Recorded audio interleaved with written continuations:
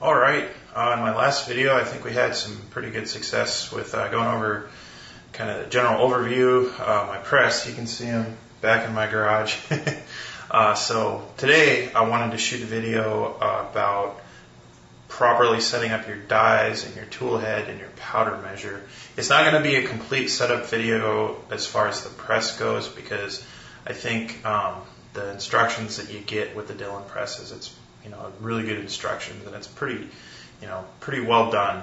So I want to go over kind of the hard thing, which is setting up your dies and your powder measure.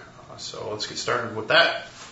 Okay, what you're looking at here is kind of all the things that we're going to make adjustments to today. You can see the 4 dies that we're going to be adjusting. This one's the resizing and depriming die here. This piece is the actual powder die. This is what puts the powder in the casing and puts a bell on it. This is kind of the holder that allows you to attach the powder measure to it. This is my seating die, and this is my crimping die.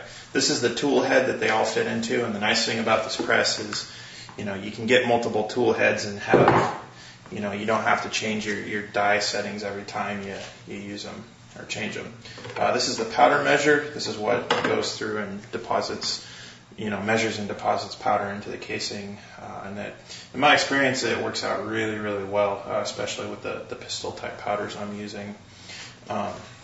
This thing right here is basically just kind of a safety mechanism.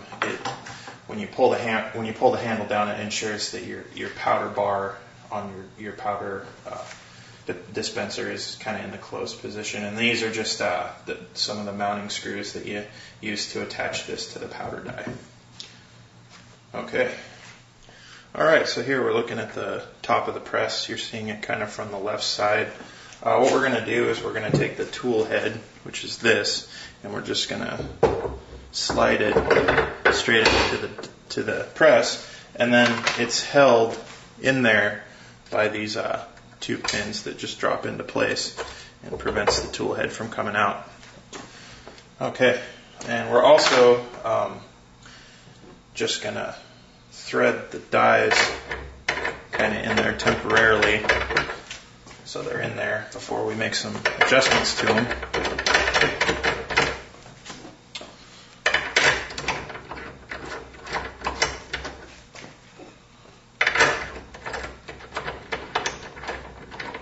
And the powder die, I'm just going to drop straight in there, kind of hold it in there.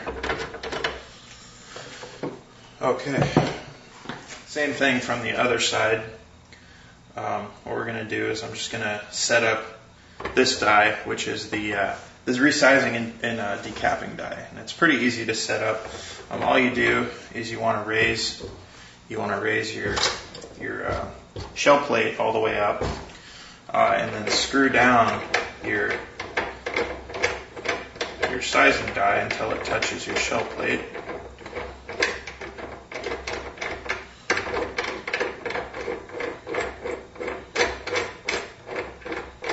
So there, it's touching the shell plate.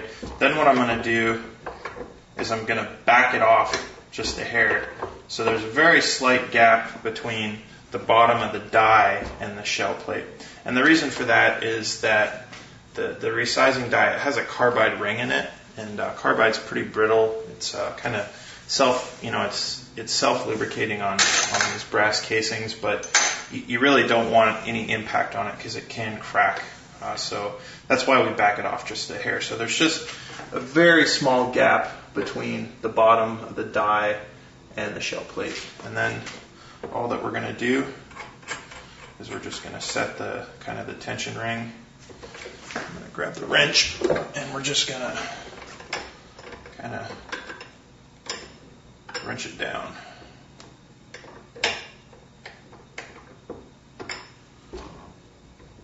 You don't have to put these tension rings on extremely tight, just enough to where there's, the die doesn't move. And that's the sizing die. Okay, the next one right here is actually serves 2 functions. it holds the powder die, and then the powder die also will expand your casings. There is, if you have the powder die in there, it's not like you can reach down there. I found a kind of a cool trick if you need to get it out, is to just kind of pop it up and catch it. It comes right out. You can see, kind of get close here, you can see the powder die, the mouth of it is machined to fit on a specific caliber or a specific casing. And that bell, kind of how at the base of the die, how it kind of has that bell to it, that's going to expand out the mouth of the casing. And the reason that you do that, at least for straight wall cases, is so that you can put your bullet.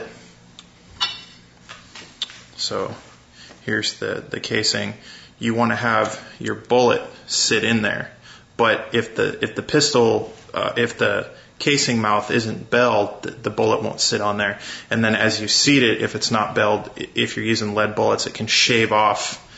It can shave off the side of your bullet, which really isn't good. So that's really important that you have the proper amount of bell. And I'm going to show you how to set that up. It's pretty easy.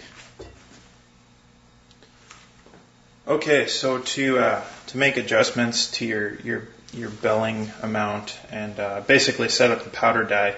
First of all, there's a case in there. As the case comes up, it's going to hit that mouth, push the powder die up, which is going to activate the linkage on the powder measure, disperse your powder charge, and then it's going to push it up further. It's going to hit a physical stop, and it's going to put the belling on. So right now, the powder die is just riding loosely up and down inside of the die holder. So if I push it up, nothing's going to happen. It's just going to push that die up. So what we have to do is we have to put the powder measure, that has to go on the top. And what that does, so the way this works is there's this collet that just fits over it, and then there's a little